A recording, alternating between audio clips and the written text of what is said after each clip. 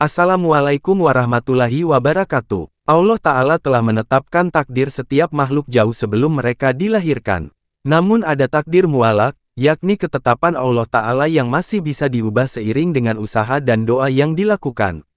Takdir mualak disebut sebagai ketentuan Allah Ta'ala yang mengikut sertakan peran manusia melalui usaha atau ikhtiar.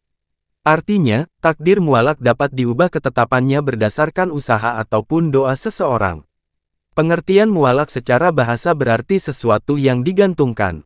Bila ikhtiar dan usahanya sesuai dengan ketetapan Allah Ta'ala maka dapat diartikan hasilnya memuaskan. Jika harapan dan keinginan manusia dalam berikhtiar tersebut bersesuaian dengan kehendak dan keinginan Allah, maka hasilnya akan memuaskan sesuai dengan keinginan manusia.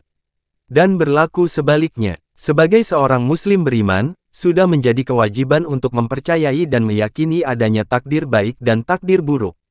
Sebagaimana Rasulullah Shallallahu Alaihi Wasallam bersabda, kamu beriman kepada Allah, malaikat-malaikatnya, kitab-kitabnya, para rasulnya, hari akhir, dan kamu beriman kepada takdir yang baik dan yang buruk. Hadis riwayat Muslim. Dalam Al-Quran banyak sekali ayat-ayat yang menjelaskan tentang perkara takdir.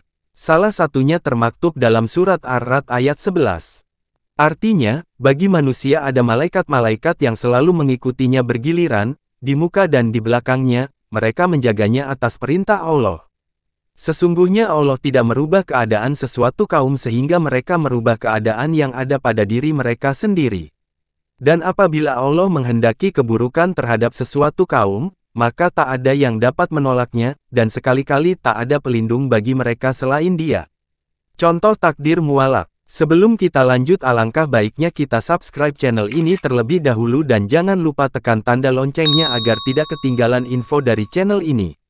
Dalam buku Qada dan Qadar yang ditulis Ibnu Qayyim al-Jauziyah, dijabarkan berbagai contoh takdir mualak. Jika seseorang ditakdirkan sebagai orang yang paling alim pada masanya, ia tidak akan mencapai kedudukan tersebut, kecuali melalui usaha dan kesungguhannya di dalam belajar serta melalui tahapan-tahapan yang dapat mengantarkannya untuk mencapai kedudukan tersebut.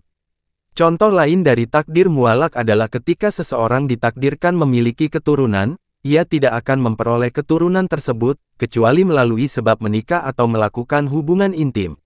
Demikian pula jika seseorang ditakdirkan akan memanen hasil pertanian, ia tidak akan memperolehnya, kecuali dengan cara menanam benih atau melalui sebab-sebab lain yang dapat mengantarkannya memanen hasil pertanian tersebut. Begitu pula jika seseorang ditakdirkan kenyang maka ia tidak akan merasakannya, kecuali dengan cara makan dan minum. Begitulah yang menjadi ketetapan di dalam urusan hidup dan kehidupan.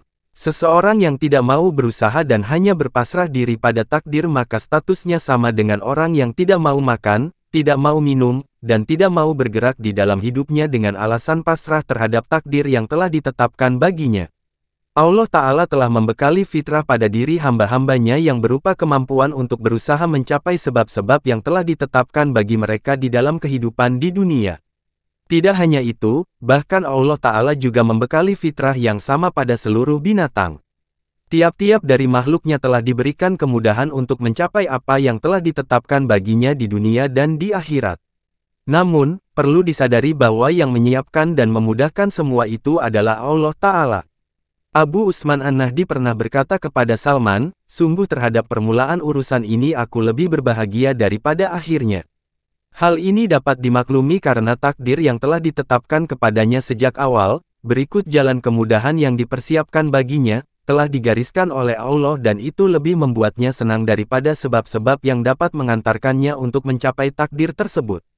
Alasannya, takdir tersebut telah sejak dulu diketahui, dikehendaki, dicatat, ditetapkan, dan dipersiapkan oleh Allah Ta'ala untuk digapai olehnya. Jadi, semua itu merupakan karunia dan anugerah yang telah ditetapkan sejak dahulu oleh Allah Ta'ala. Jika ada kekurangan silahkan tambahkan di kolom komentar. Wassalam.